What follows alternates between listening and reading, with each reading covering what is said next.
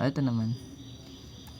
Solve the quadratic equation. So, basic din siya guys. Kunin mo lang din yung factors. Then, equate mo sa 0 yung nakuha mong factors. Or pwede kang gumamit ng completing the square, completing the square quadratic formula. And, yun. Factoring. Pag factorable guys, pwede mo siyang gamitin. So, basically, yung sagot dito is what? Negative 3 tapos ewan, check ulit natin. So, sabi natin, meron tayong given, number 3. That is x squared plus 2x minus 15 equals 0. So, ganun pa rin yung gagawin. Kung factorable, gagawin mo yan. So, pag ginawa natin tong last term, so, magiging negative 15 to. Then, kapag negative, syempre, it's either positive, tsaka negative lang. Okay.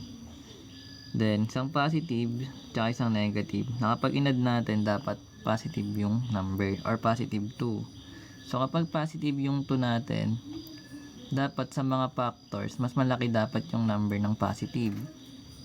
So, example, 1 times 15 is 15. Dapat yung 15 yung positive para maging positive yung sign. Pero pwede rin siyang 3 times 5. So, ang 3 times 5, yung 5 dapat yung positive, yung 3 yung negative. Para pag inad mo tong dalawa, magiging positive 2. So, ibig sabihin, na-satisfy na natin tong given.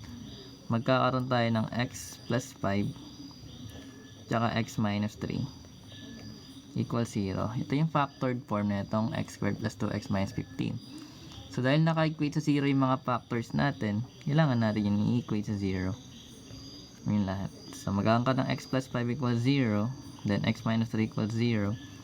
Then, lipat mo lang, magiging negative 5. Ito yung roots. Then, magiging positive 3. So, magkakaroon tayo ng negative 5 and positive 3 as our roots. Letter A. Ay, sagot.